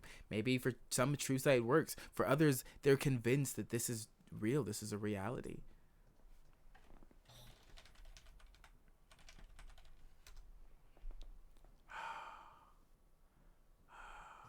So many ideas. It's the existence of this rod. I would love the idea of like a legendary item that is this rod, but there is not a time limit. That sounds horrifying, actually. Yes. Like, because in so many ways. Yeah. They get to the boss. They get the rod that is an ultimate rod of power, and then they use it. And when they use it, it crumbles in their hands, and this reality around them falls down to pieces. I am 100% a kid in a candy store. This is I'm so happy. I'm so happy about this. Okay, so True Sight, you can see into the ethereal plane within the same range. Someone said a great point. Ooh. Did you read Thunder Speaks? How would banishment work? The spell sends the target back to their home plane. Oh, yeah, it would have to work. Because it's just a different plane. Yeah. So banishment would send them back to... Oh, God, but what if one of them used it on, like, the other, to, like, thinking it was gonna, like... They're like, ha ha ha, I'll use banishment, and then they're gone. But that'd be so great to be like, shit, we're obviously not where we thought we were. I want to run a fairy game. I want to run a fae game. Because banishment is a concentration, so they can use it to explore the other plane of existence, and it only stands if the 1 minute passes that they're stuck there. But they could like let them be there for like 30 seconds and like look around and be like, what's happening? And then bring them back. And then it's like, okay, we're prepared. We do this. So they like create like magic items that they...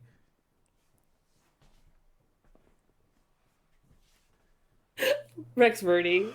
Banishing means you get sent off the island. D&D Survivor.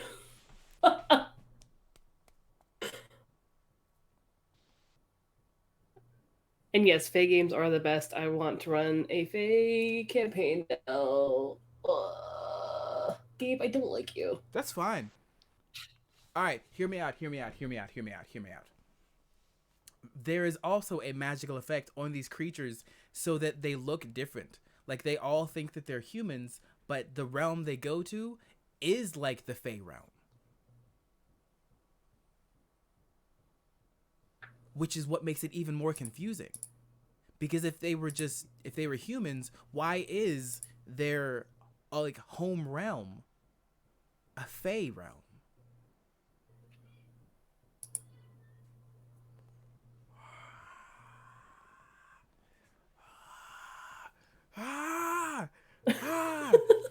This is why I love this show.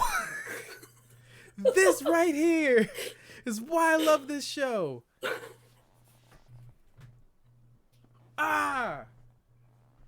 Do you need to go so you can go start writing or something? No, like... I'm good. Other DM things. You could add a line into the rod text that says something like, if a creature dies inside the rod, they reappear where the rod was used unharmed, and have legit PvP Hunger Games stuff for fun. Yeah.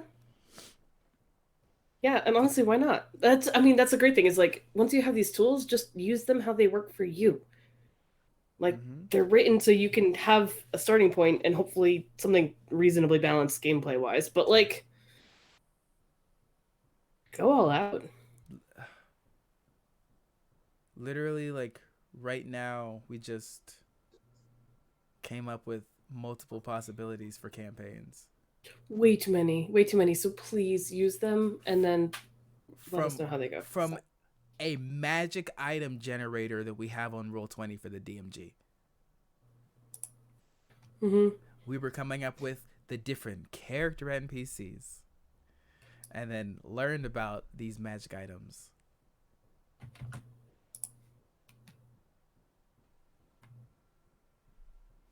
Yeah, I still like the Druid and Ranger.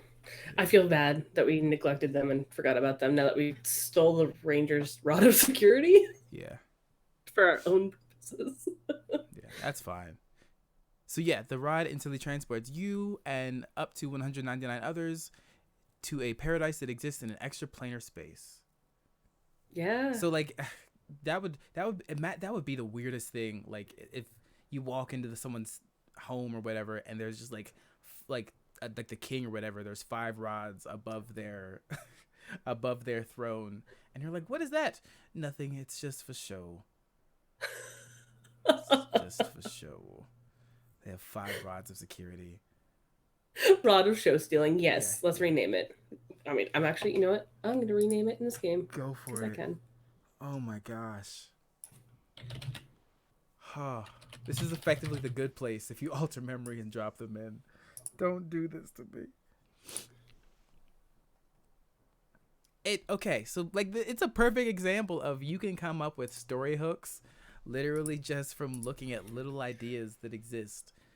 And I am I'm so thankful that Roll20 has that roller built in cuz I'm going to spend hours doing this cuz there's so many items that I don't know of. There's so many. Why is Magic Table? What's this one? Don't judge me. A Sword of Vengeance. That's what I'm talking about. Yes. Yeah. I could get one of those. Okay. Okay. What else, Bunny? What else? Tell me GM things. Tell me What were we things. talking about? Uh, I will say I actually cheated and asked a bunch of my coworkers if they had any particular things they thought were really cool, and one of them reminded me that there's actually on Roll20 in the community forums there is a thread Mm-hmm. that is specifically about um, stupid Roll20 tricks and some clever ones, and it has a huge list of like different things to use, um, including things like using invisible tokens. So like create a token that you put on the GM layer that has notes about the tokens that, like what the tokens are going to do. So it's not even a handout for you, but it's on the GM layer. It's somewhere where you can see like, oh hey, these goblins, they'll attack if this, they'll be super friendly and give them beer if that. Mm-hmm. Like landing pages, I love landing pages like a lot. I use landing pages for everything. Like it's a place where when your players come into the game, they have a place that they can hang out that's like pretty and normally has like the character art and like maybe notes about what's going on. It's also a place where they can like draw things. Some other people put one of our one of the marketplace creators actually made a table that has snacks on it and like drinks so people can like pretend to eat and like hang out together. It's super cute. um but yeah, there's a bunch of really good stuff in there. I don't know if one of the mods wants to grab the link. I can go find it too because I don't know where I put it. I hope That you one. all know that the Rod of Security is going to be making its way into something that I am doing very soon because of all of you. And I'm using this idea. I am using this idea, and it's going to be chaos.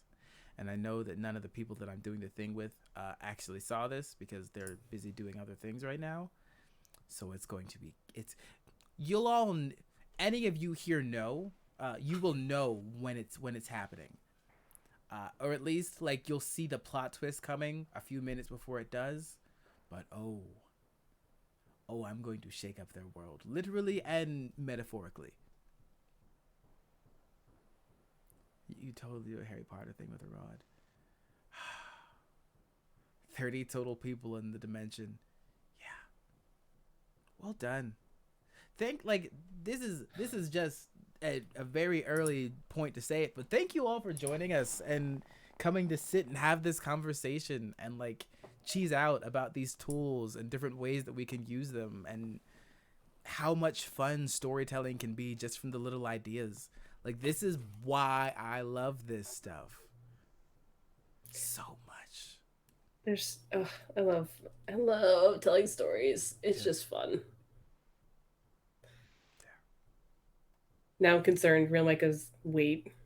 No, don't be concerned. It's fine. I It's fine. I'm concerned because they're the one who sent us down the evil path with remote security. They didn't send us down. All they did was open a door. I slid in like there You was. jumped Oh in. yeah, yeah. Hell yeah, I did. Hell yeah, I did. Hmm. Well, okay. You know what? GM talk things, other things, because that rod of What? security took up my whole life, and it's gonna take up the rest of my day. That's fine. Oh God, it's gonna be infecting so many of the other things that I do. Mm. When it comes to like working with character backstory, how do you do it? Do you want them to tell you everything that they want? Do you like trying to blend it into the story? Do you like trying to like make a main focus on it? There's obviously a bunch of different ways to do it. But what's your style when you like figure out something about a character's backstory and you're like, "Oh, this could be interesting," or like, "Oh, let's delve into that more."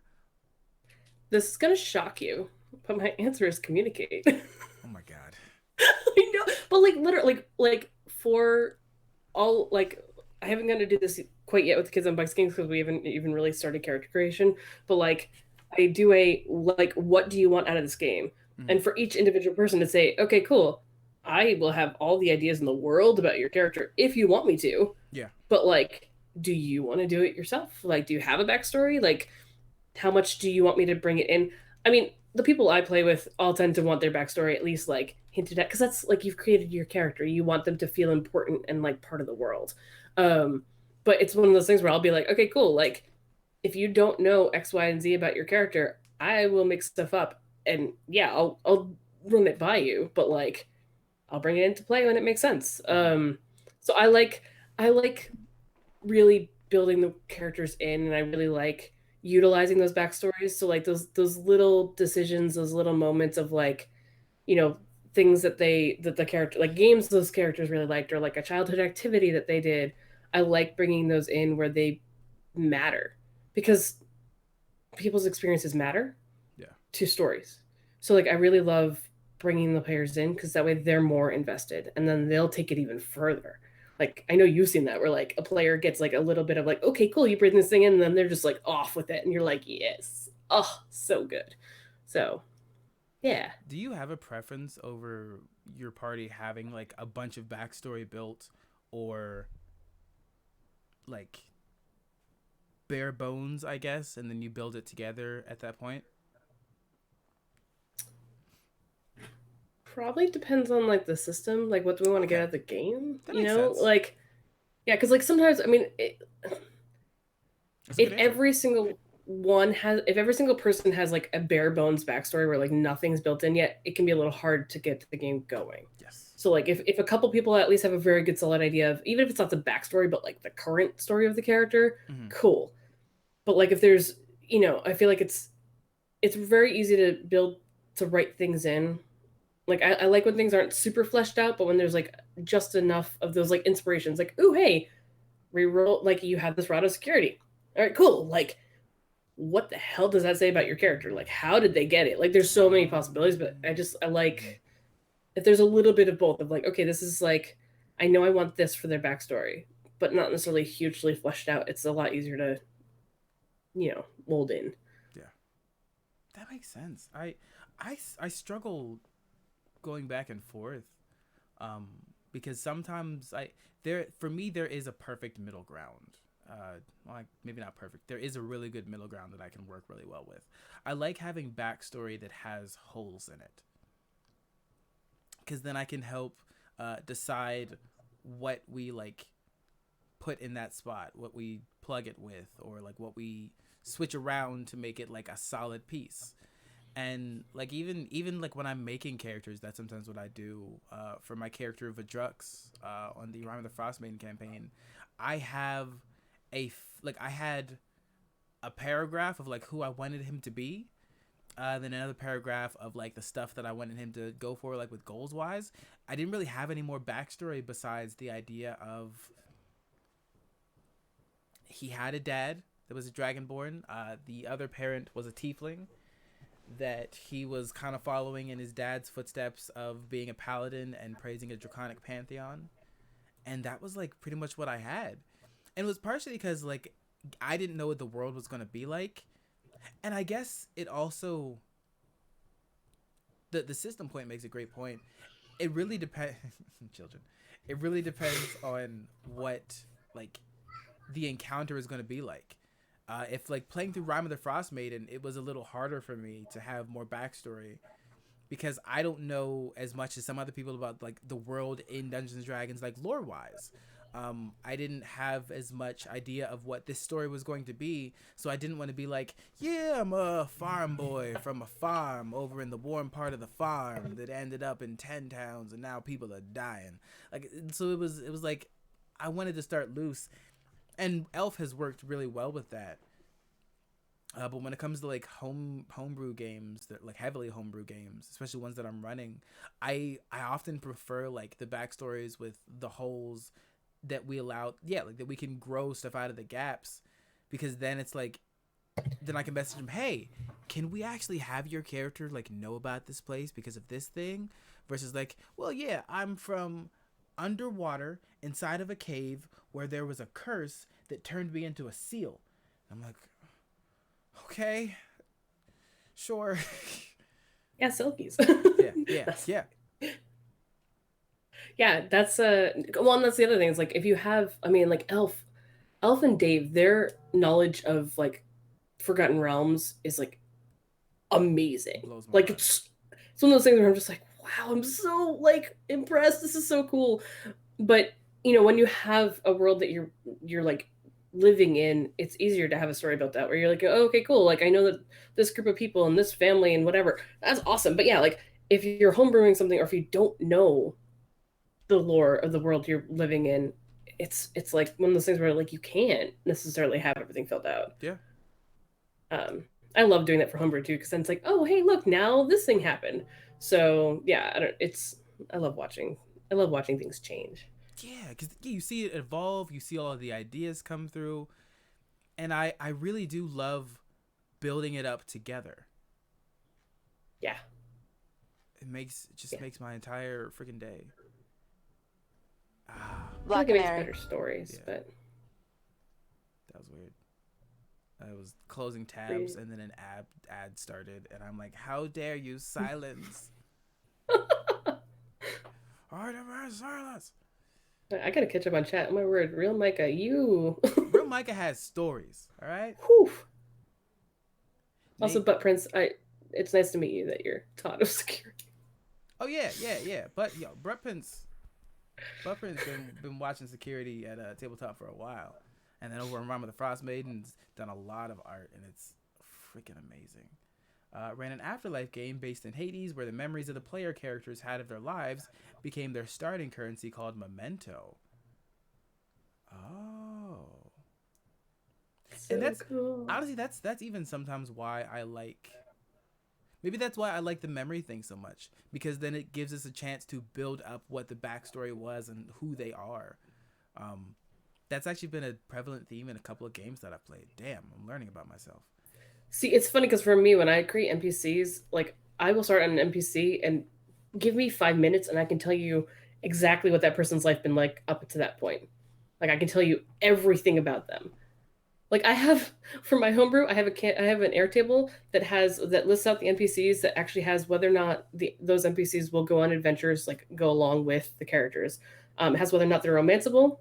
It has their sexuality, and like it's everything is in there. Like every little detail. That's cool. I feel Yeah, like that it's it's a nice guide to have, because then you can. It's not having to think of like answers to all these questions right off the bat. You just have them.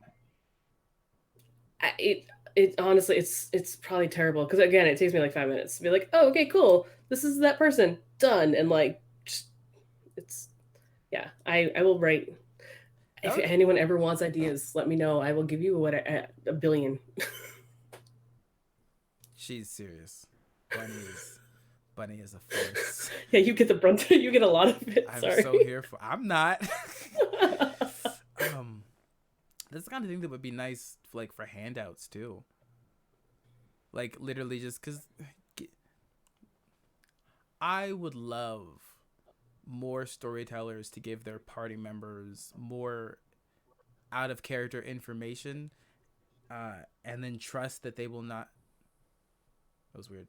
And then trust that they will not abuse that information, because then you can give them more tools to work with, more stuff to build off of, more stuff to be like, hey, all right, well, here is all of the general information about this character. How do you want to proceed?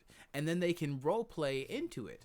They don't have to know everything. They don't have to have all the information to start, but they can role play with the information that you can give them that they can build off of. And Yeah. when you have that comfort, you can start giving them more and more stuff that only you would have normally. And then it also takes work off of you. It's like, because then it's like, okay, here's all the notes I have on this person. I would love to see what you all do, but how do you want to talk to this person? And then they're like, okay, well, this person, and you can role play it that like they research, or they're talking to these people and gain this information from. They talk to 5 different people in a day, and in those conversations they like know these basic things about the people. It's like, all right, well, we know this person likes berry pie, likes to have apple cider with it, is not a fan of oranges. And then like they're like, all right, you know what, I'm actually gonna go buy some pies and then go meet Cheryl. And give them those role play opportunities if you want to like take the time and build up who these people are, just to see how creative they get. If they have like a selection of NPCs to talk to, and it's assumed they had these conversations and learned these things from just walking around and associating with them, and they're like, well, actually, Jerry is a bodybuilding hairdresser, which is something that we learned. I want to talk to him. Everybody else is cool, but it is this hairdresser who is ripped and also apparently runs like a tavern called the Low and Bow. Yes, let's go. Nothing else matters. Give them that like insider info, and then it's just. Also, Bunny, is that a last unicorn wall hanging? Yes, it is. It is. I love. That was my favorite movie. Might still be my favorite movie, but that was my favorite movie as a kid until like college or whatever. Proud of you. But yes, just give them. I was distracted. Just like give. It's okay to give them more information, and when you do that more often, they'll be more comfortable. Probably like letting you take the reins. I guess it's because they can always ask questions. They can always get more things. But if it's something that you feel like is really interesting to them, and you don't want them to miss out on it, or you don't want them to miss out on like an interaction that might be really cool, just tell them. The worst that happens is they don't interact with the character knowing specific things about the character. But if they have a little bit more information, then it can lead to whatever happens next. I will also say from several different things that like people love NPCs so much. Yeah. Like when I was doing the poll adventures on Twitter, like people would actively choose to be like, "Ooh, we can still hang out with this NPC. Let's go do that. Let's go have dinner with them." And I'm like, "Okay, you're all wicked cute. Like that's adorable."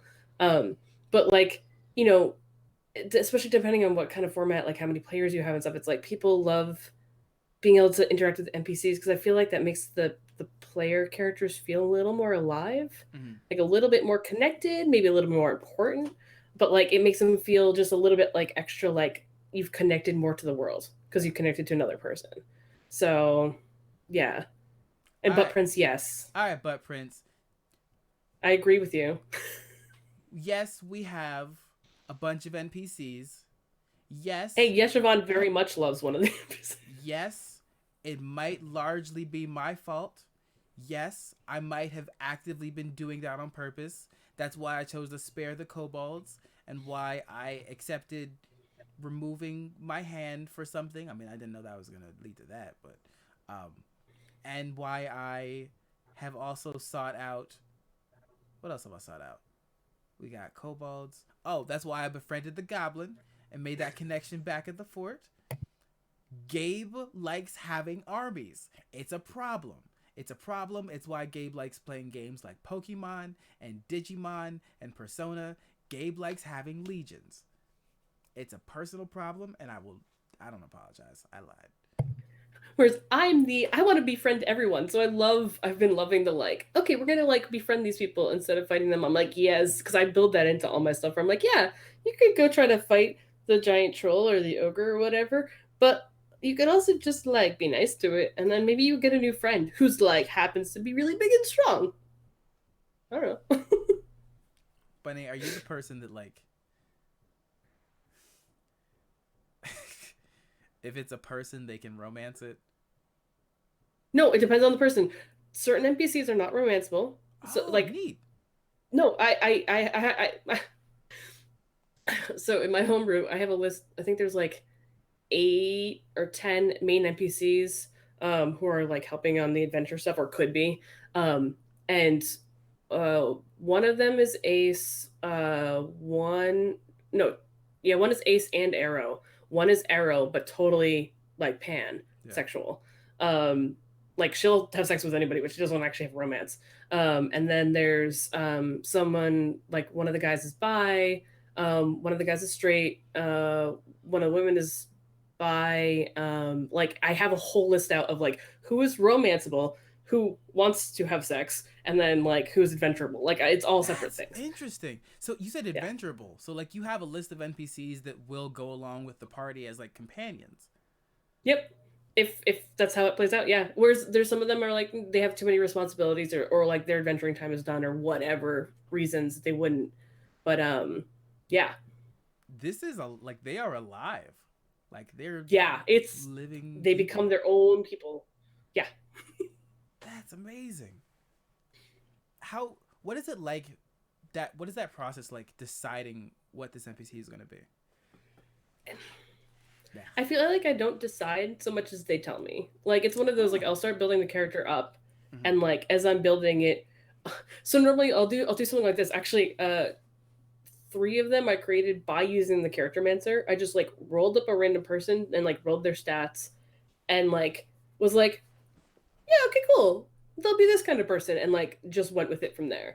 Um where it was just a yeah, and it was like I needed the ruling family for one area. So like there's the older twin and she's whoever she is, and then there's the like younger twin and he's off doing his own thing. Yeah. Um, but yeah, it just I don't know. It's one of those things where as I'm building the person, it's a kind of what feels right Yeah. for each person. Yeah, well So like you said because if they're alive, they basically create themselves. They create their own existence. That's awesome. yeah. Good on you. But Prince, don't talk about cookies. I want cookies. I have chocolate. I made cheesecake. I made cheesecake and Oreo cheesecake. They're in my fridge. Then why do you need cookies? Well, technically, there's cookies in the cheesecake. Don't have it right here. My fridge is downstairs. I'm upstairs. It's really fun to make you make that face, just for the record. So mad at you. I want cheesecake. Fleshed out NPCs are the best unless they're skeletons. I'm not cheesecake shaming. This is envy. I know, but I just Dave would be so pleased with what Prince just said. Yes, okay. I was like, Dave would be so pleased about what? Does Dave have a thing? Like, do they have a thing for cheesecake? No, the skeletons. I mean, maybe I don't know. I haven't asked. I want cheesecake so bad.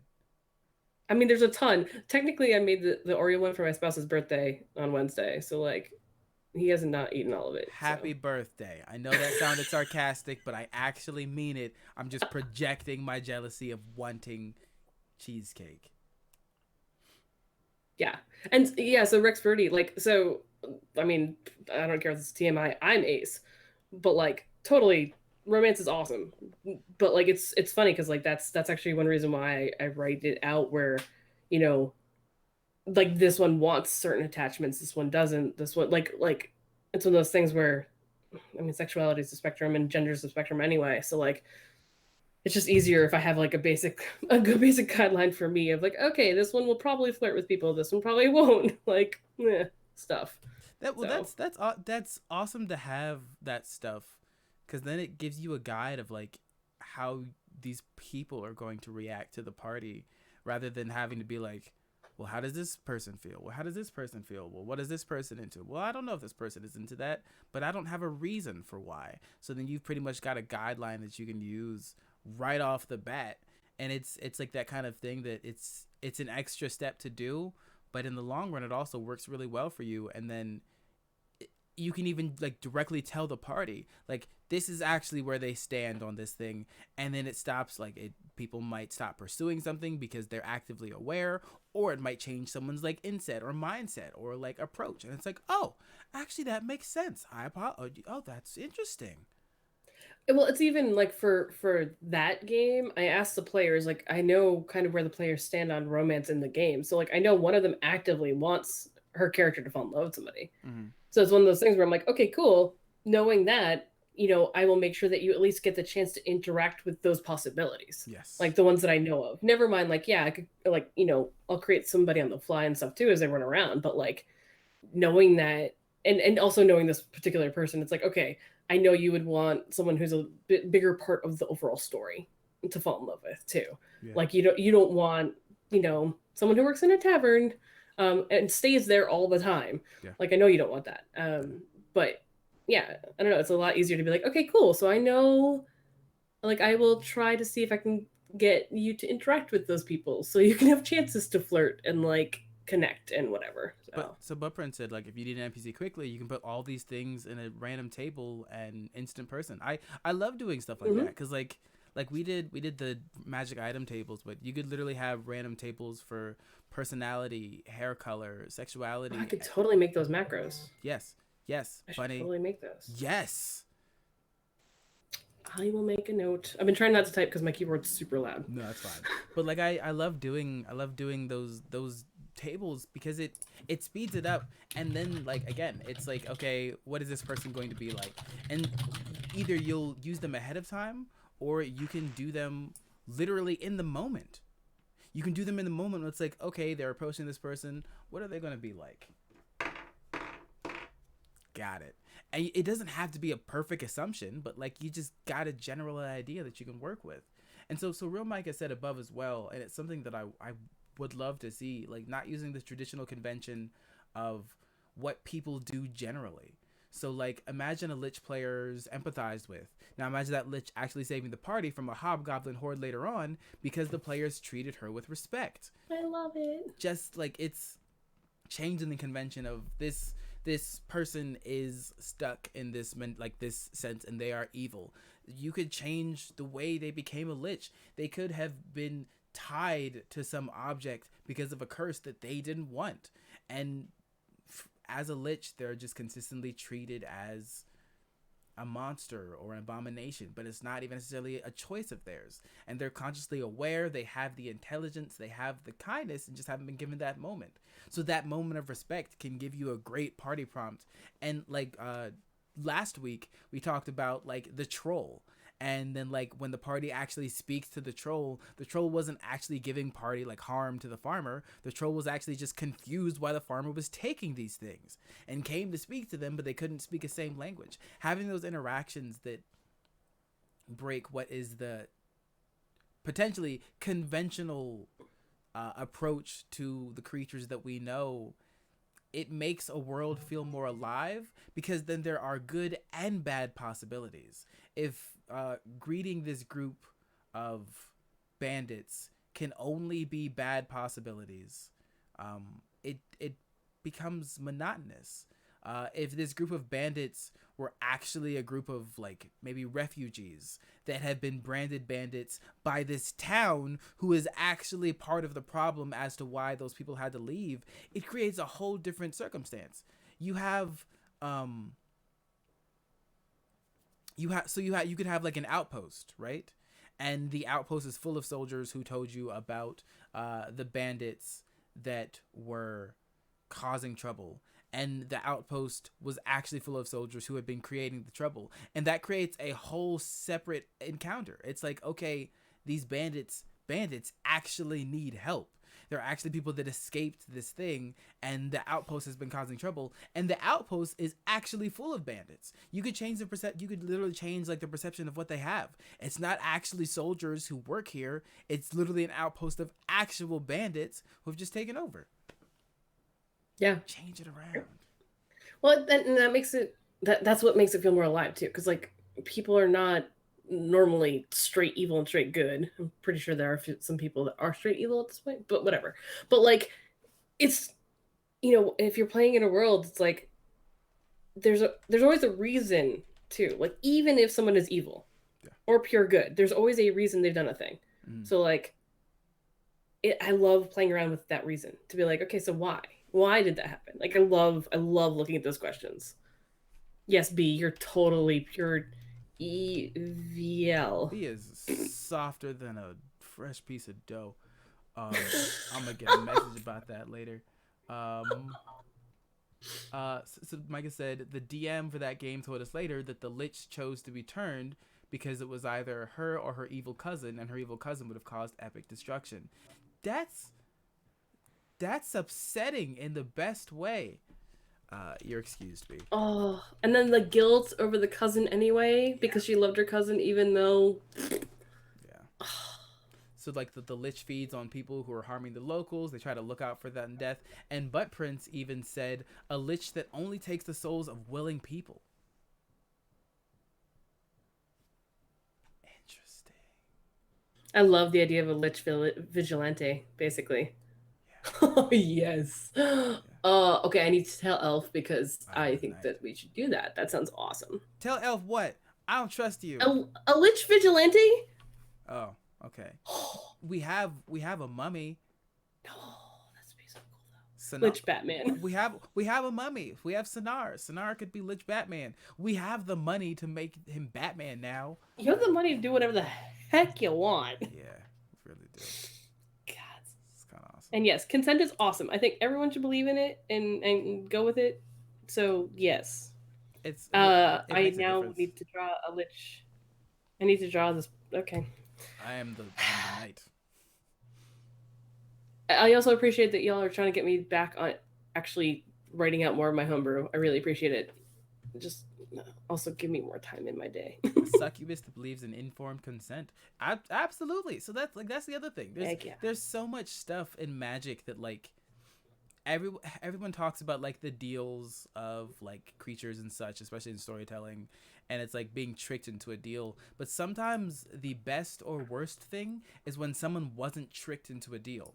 When they have the truth and they actively make that choice, that can be a huge thing.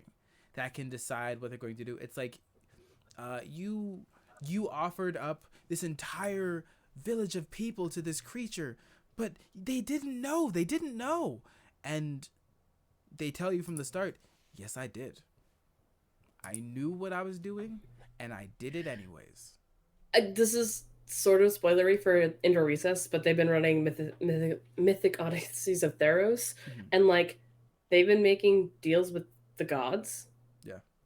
And not necessarily well informed or great, but they've been actively consensual deals, and like it's really cool to watch the like, okay, yeah, you'll see the bad consequences, but like it's one of those things that's it makes it so much more interesting when it's you know what you're agreeing to and you're agreeing to it. Yep.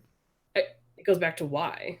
Yeah, I will give you this magic item and it will make you stronger. But if you hold on to this, your body will be weakened. Like maybe you lose maximum health. Maybe you have penalties for things that you do, but you know what's coming and you actively make that choice. Like it's like you understand this is like Dice Ogre. I love to play devils as making sure everything is spelled out for the person they're making a deal with. Like you do understand this deal is in my favor, yes? Because as soon as they say yes, as soon as they agree to it,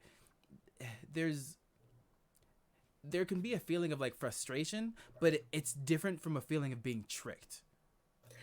Well, that also would take away player agency too. Like if you think about like this goes back to like have you communicated with your players of like spelling out what this deal will mean. Like, okay, yeah, if you take this deal and you do this thing, it's going to do X, Y, and Z. Like it doesn't break the game if you ever have to have those out of character conversations. Yeah. Because it'd break the game more if your player agrees to a thing and doesn't know what they've agreed to. So when the consequences happen and they're like, this I hate this, they're gonna hate it, and that's not okay. Whereas if they know what they're getting into and then the consequences happen, then they're like, well, this sucks, but I did it myself. Yeah. Huge difference. In Monday we encountered a white dragon, and we like there was treasure and there was a white dragon, and we ran away the first time. But we knew that it was there, and like we're like, all right, we're gonna go back because we want treasure. We know that it was there. Let's go do this. So like at that point, it wasn't even like, oh, like Elf is trying to kill us. Like, and Elf is very fair in everything that she does. She was very much like this is a white dragon. You're gonna die. You should probably leave. Yes, yeah, and she told that straight up. Like she gave us the warning and was like, you can still try to do these things, but it's going to be dangerous. And here's how it's going to be dangerous. And having that information, there was no moment where I personally, at least, felt like where this is bad. It's like I knew, all right, this can go really bad. We're gambling. I accept the consequences. And having that feeling is so comforting, because even on the chance that if my like character had died, Gabe knew that it was a possibility, and I was okay with it. I had like I had accepted it. Doesn't mean I would have been happy my character died, but I at least was prepared for that possibility. It wasn't like being blindsided.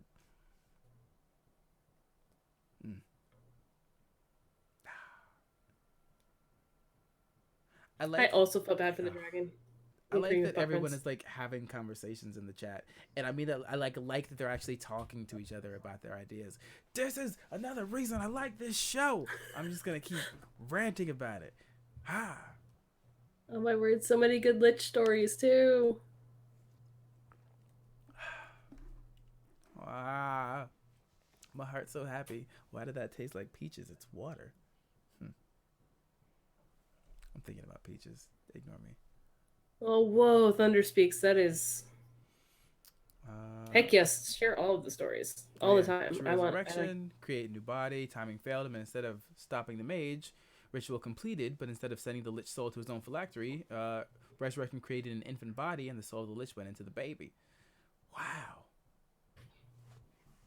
Child was rescued, taken to the temple, raised there. Oh my god. One of my players wanted to surprise me with their background. I was found on the doorstep of the temple I was raised in. That the head cleric of the temple had actually been trying to stop an evil mage from completing the ritual that turned him into a lich.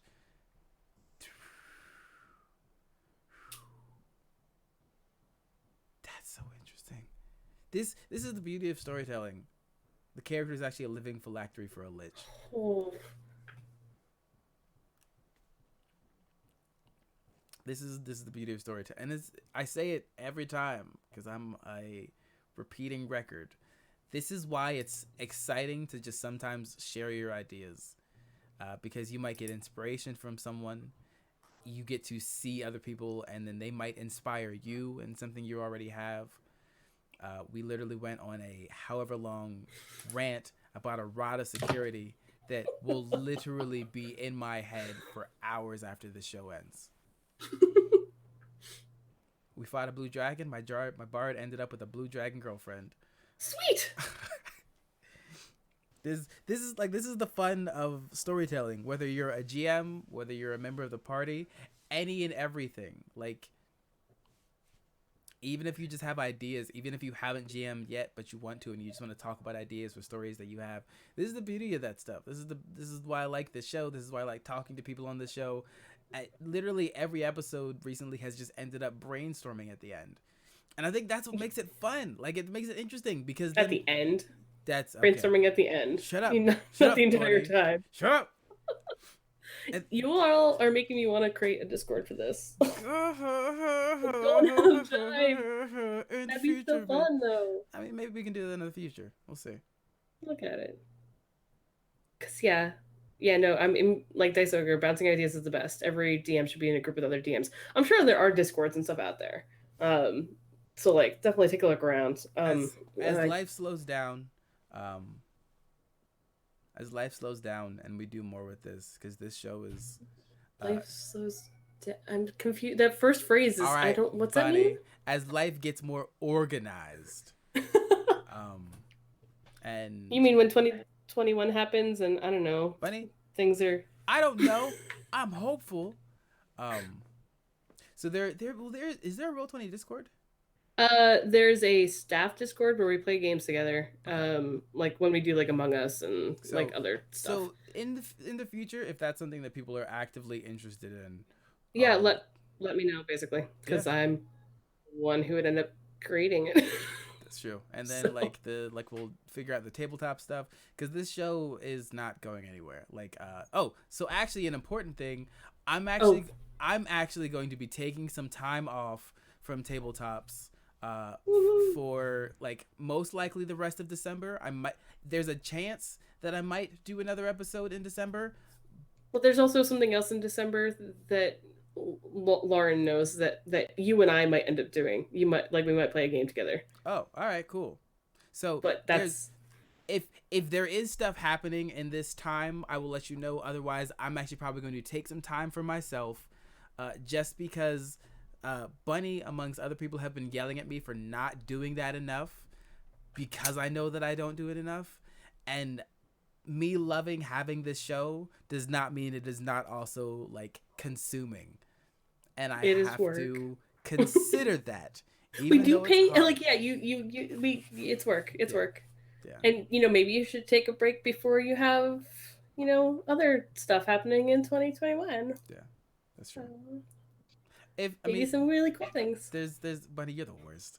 I know I There's am. plenty of ideas. There might be other stuff filling it. We'll figure it out. Uh, Thank you all, like, for even just coming in and hanging out and chatting and spending time. I love doing this stuff. It's why I love doing this stuff. It's why I smile. My face hurts from smiling so You much. you do know you can like message him on Twitter and stuff at any Can't point and like set him off and My like just DMs are he'll just go open. on a thing. Or Yeah. like people tag me in like Twitter posts, and then I like go off, like I'm like all over it. Last week when people were posting their maps, I was like freaking out. I'm like, this is so cool. And all I did was post an image of a map, and they're like, ah, ha, ha, I'm taking it and running with it. It feeds me. This is my jam. This show literally revived my desire to GM stuff myself, like so much. Yes, if you don't know, Humble Bundle has a map Ooh. sale, and there is so much stuff in there. And I have already put in some of the maps inside of my Roll20 games. There's Cool. so much, so much. So you are all chaotically creative. What are you gonna say, Bunny? There's also Roll20 is doing a thing this month where a bunch of the marketplace creators are donating up from 10% to 100% of their proceeds to Code 2040. That's right. Um, and it's pretty awesome. Yeah. And I found it. Okay. Yeah, because Roll20 is donating up to Thank you, Lauren. $50,000 matching. Yeah. So we're still doing that drive. We just announced it last night at the roundtable. We have a charity stream series that's going to be happening. Rollvember. I know you all know what Rollvember is. It's the 13th month of the year. I know you all have your own traditions of eating leftovers and playing games. Everyone knows about this game. This is just a thing. I'm not hip. I live in the woods. It's totally a thing that's been happening for decades and decades and not something that we made up for this year. But yeah, so it's going to be the December 17th through the 28th of charity streams. So we're going to have a bunch of different people playing a bunch of different games, trying to raise money for Code 2040 and just hanging out and having fun. Awesome. Carlos from Indoor Recess, he's going to be doing a Home Alone stream that is going to be, That's right. he's going to play Kevin, and the players are going to play the other, like everyone else is going to play the robbers trying to get in to the house and navigate the house. So like he's built the house in Roll20 with like traps and all this other stuff. It sounds amazing. This is gonna be so like, also, Chaos Initiative has something that Abria had mentioned on Twitter the other day that I was like, yes, we need that. So I don't know what that was. I don't pay attention. Might be something like For the Queen, but with Santa and his reindeer. What?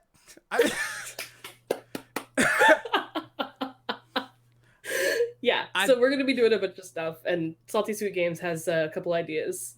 one of which involves you. That's the one I was talking about. So I yeah, figured that, but I'm also Chaos Initiative. I didn't know we were doing anything about reindeer. I, probably we're trying. That's fine, I've, whatever. there's so much stuff going on. It'll be so much fun. It'll be so good. And I'm late. I'm sorry. This was late. Late about what? It's after 3 or I So? don't know.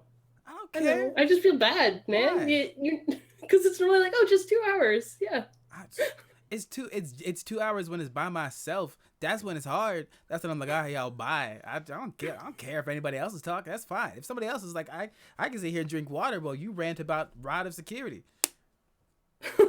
No, I'm pretty sure you were the one ranting about Rod the Security. I don't know what you're talking More. about. But yes, thank you for coming to join us on Tabletop Thank Tabletalk. you. If you're watching on YouTube, thank you for joining us and have a fantastic day. We appreciate the comments, and there have been a lot of supportive and kind ones, and the ones that I don't always see, Bunny sends to me, and then it makes me shy, so I appreciate that.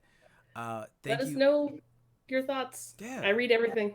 let us like anything that you might want to see us talk more on, anything that might be related to like jamming, anything that might be relating to like switching sides on the table, anything just related to talking about tabletop stuff, because this talk show is not about me sitting at a screen talking at you.